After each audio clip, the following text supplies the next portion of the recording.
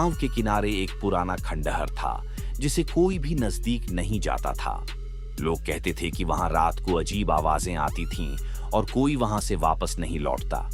एक दिन गांव के 3 दोस्त राघव, सुमित और कृति ने फैसला किया कि वे उस खंडहर की सच्चाई जानेंगे। रात का समय था जब वे खंडहर के पास पहुंचे।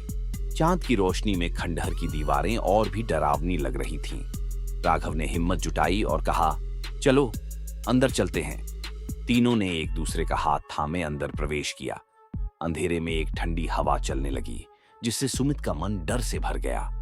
अंदर उन्हें दीवारों पर पुरानी तस्वीरें मिलीं। एक तस्वीर में एक खूबसूरत लड़की थी जिसकी आंखों में एक अजीब सी चमक थी। अचानक एक जोर की आवाज आई। तीनों चौंक गए। ये क्या था? कृति ने पूछा। राघव ने कहा, शायद ये बस पुरानी दीवारों की आवाज है। जैसे ही वे आगे बढ़े उन्हें एक कमरा मिला जिसमें एक पुरानी सी अलमारी थी।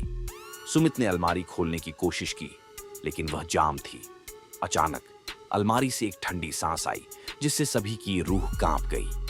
कृति ने चिल्लाते हुए कहा, चलो हमें यहां से निकलना चाहिए। लेकिन दरवाजा अचानक बंद हो गया। चारों ओर अंधेरा गहरा हो गया।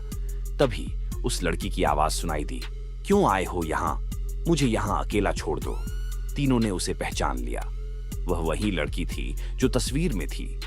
राघव ने कहा, हम सिर्फ तुम्हारी कहानी जानना चाहते हैं। लड़की ने कहा, मेरी कहानी का अंत बहुत दर्दनाक है। यहां से जाओ, नहीं तो तुम भी यहीं फंस जाओगे। लेकिन अब देर हो चुकी थी। अचानक दीवारों से आवाजें आने लगीं और खंडहर में अंधेरा छा गया। तीनों दोस्तों ने एक दूसरे का हाथ थाम लिया, लेकिन धीरे धीरे उनकी पकड़ ढीली होने लगी। जब सुबह गांव वाले पहुंचे तो खंडहर पूरी तरह से शांत था। वहां तीनों के नाम की तस्वीरें थीं, लेकिन उनकी आंखों में वही डरावनी चमक थी।